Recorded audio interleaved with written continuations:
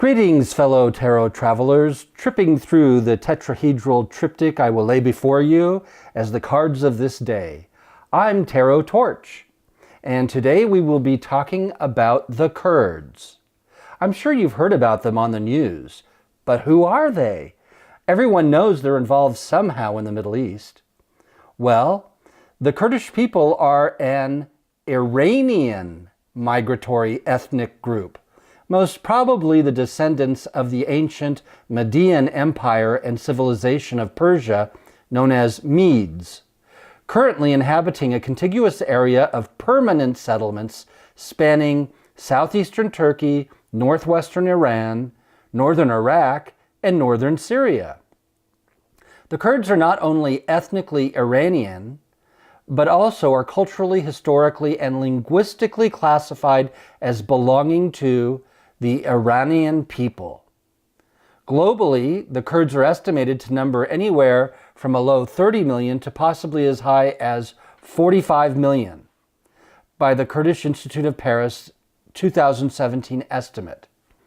The Kurdish population is estimated at 15 to 20 million in Turkey, 10 to 12 million in Iran, 8 to 8.5 in Iraq, 3 to 3.6 million in Syria, 1.2 to 1.5 million in the European diaspora, and 400,000 to 500,000 in the former USSR, for a total of 36.4 million to 45.6 million Kurds globally, with the majority living in the region they regard as Greater Kurdistan. Also, there are significant Kurdish diaspora communities in the cities of Western Turkey. Now, John Bolton, the current National Security Advisor of the United States, a position he is not particularly qualified for, recently made a visit to Turkey after visiting Israel. By first visiting Israel, he insulted the Turkish government. John Bolton was snubbed by the Turkish President Erdogan, who would not meet with him, stating, "We cannot accept Bolton's message given from Israel. Bolton made a serious mistake." Mr. Bolton is an American attorney, a political commentator, a Republican consultant, and served as the United States Ambassador to the United Nations from August 2005 until December 2006 as a recess appointee by George W. Bush. He has no real ambassadorial, political, military, nor Secret Service experience. He is a Fox News Channel commentator that succeeds at the D.C. cocktail party circuit. He also was a foreign policy advisor for failed presidential candidate Mitt Romney in the 2012 elections. John Bolton's plan hatched with President Trump, who also has no military, ambassadorial, real political, nor Secret Service experience, is to allegedly remove all American troops from Syria for no other reason than to fulfill a campaign promise to do so, and to let the Kurds continue to live in Syria without nation-state status under U.S. control, so that a proxy war can continue to be fought in Syria under an American agenda. Some media sources state that although there is a troop withdrawal, there is also going to be a troop deployment occurring on the border between Syria and Turkey, making it a troop replacement process and not a true withdrawal. All this is occurring while the media is reviewing John Bolton's actions last year when he requested from the Pentagon plans for the bombing and invasion of Iran.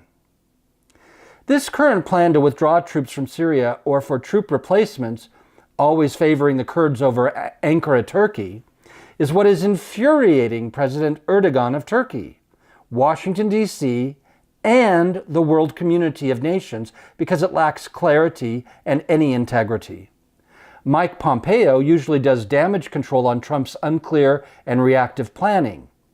Turkey views the Kurds, the PKK, and all the other satellite Kurdish fighting forces, along with ISIS, as terrorist organizations. The Kurdish militias, whom Erdogan states are terrorists, currently occupy the Syrian-Turkey border region.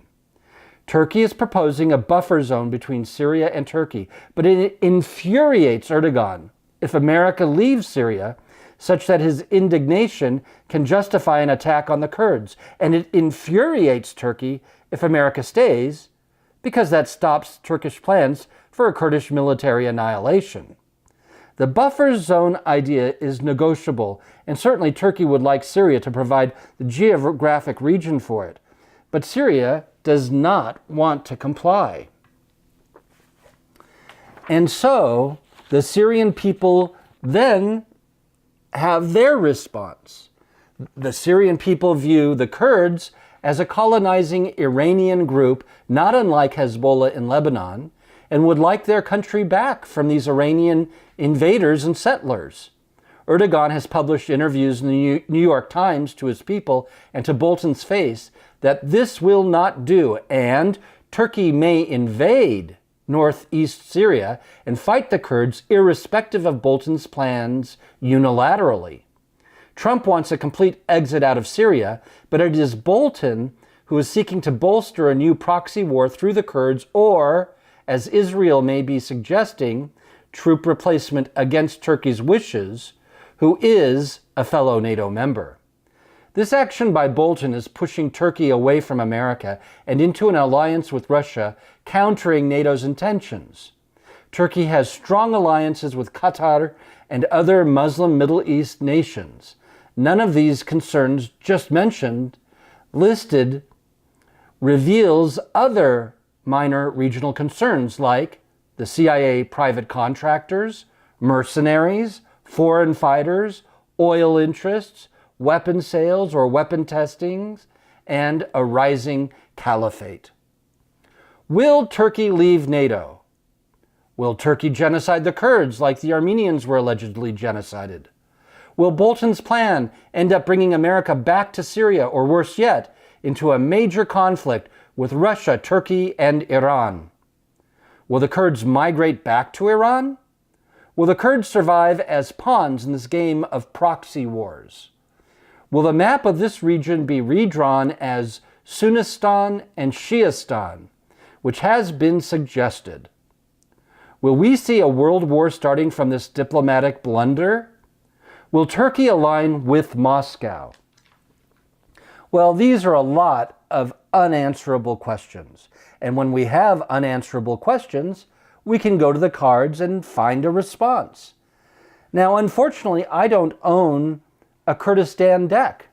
I looked in my drawer and I have an Arabic deck. I have all kinds of decks, but not a Kurdish deck. So today we're going to just use a nice, pretty deck that is one of my favorite Marseille Tarot decks, and it will tell us the truth. It just won't be a topical deck for the issue at hand. And this particular deck is Tarot by Jean-Pierre Payen from 1713, and it's a beautiful, beautiful deck that is done by Yves Grenot, released in 2016. And this deck, unlike the other decks I have used for Marseille Tarot, is not a newly reconstituted and redrawn deck that's perfected. This one is photographically from the museum. This is the deck's condition when they found it, wherever they did, inside an old barrel or in someone's house in a suitcase. And this is what is in the museum in its current old condition. And it may not be their best representation of their deck, but this particular deck is one of the few surviving decks of its type. And you'll see the ink is faded and the colors are out of line. And that's because this is block art. They literally pick up a big block, dip it in the black ink, press it on the paper. Pick up another block, dip it in the red ink, put it in the paper until they get the finished card. And that process does not lend itself to perfection. But it does make a very special deck. So I'm trying to move the deck here just a little bit out of the frame, but enough so you can see that I'm going to draw from this newly shuffled deck. And let's find out what's going to happen to the Kurdish people, Iraq, Iran, Syria, Bolton, and Trump. The first card is the Eight of Wands. And the Eight of Wands represents regulations. So there are UN mandates, international laws, there are treaties, all kinds of things that will create some kind of structural regulatory basis for all of this interaction. The second card is the Six of Coins. And the Six of Coins speaks of having enough money and resources from which one can draw that money because of due success and use that money to invest in other places. In other words, if you make a good enough income and you save your money in the bank, eventually you have a big bank account. And then you can go out and invest some of that money in the stock market or open a restaurant. When you have enough money to invest because you've saved so much, that's the Six of Coins. And then the next card is the Five of Coins. Now the Five of Coins is disruption. So we have regulations, the acceptance of the status of enough money to then expand into other directions and be expansory with our money, and disruption of the status quo.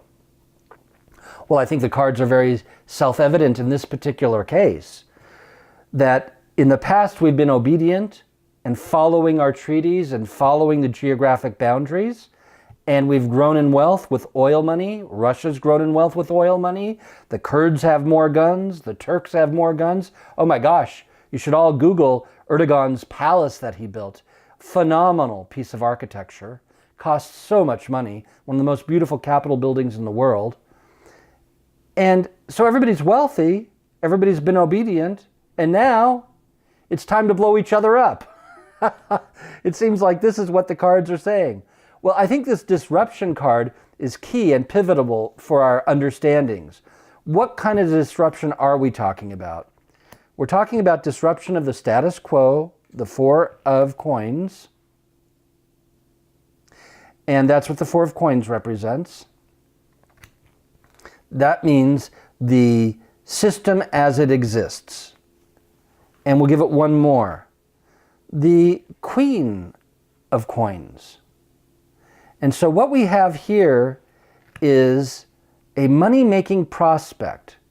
It seems to me that the only reason that Bolton and Israel and America and Turkey and Syria and Russia and Iran are doing this complicated dance with the Kurds is because they're going to shake and rattle that region out so that they can then squeeze it for every penny available in the land. There may not be oil in that region, but there could be lithium, copper, gold, iron. There might be something that we don't know about. I know in many of the Stan regions, just to the east of this region, there's diamonds and other precious metals and lithium. So what I expect to see happen is that all of this is being done to plunder land, resources, and money. This is all about making money, making pipelines. It has nothing to do with the Kurdish people. It has nothing to do with the governmental intentions of America. It has nothing to do with Israel or Bolton. It comes down to money. People are going to prosper, and they don't care how many they kill, and they don't care who it hurts. That seems to be the nature of the game. And it's only because by being obedient for so long and staying within regulated political boundaries and obedient to treaties and laws that people got prosperous enough to now play this game of Russian roulette. Doesn't that teach us something? Had we stayed obedient, we would have even gained more money. Can't we earn our money step by step? Do we have to blow everything up and grab money by the throat and destroy the mountains, the people, and the animals to squeeze the whole region for everything it's got? This is something worth pondering.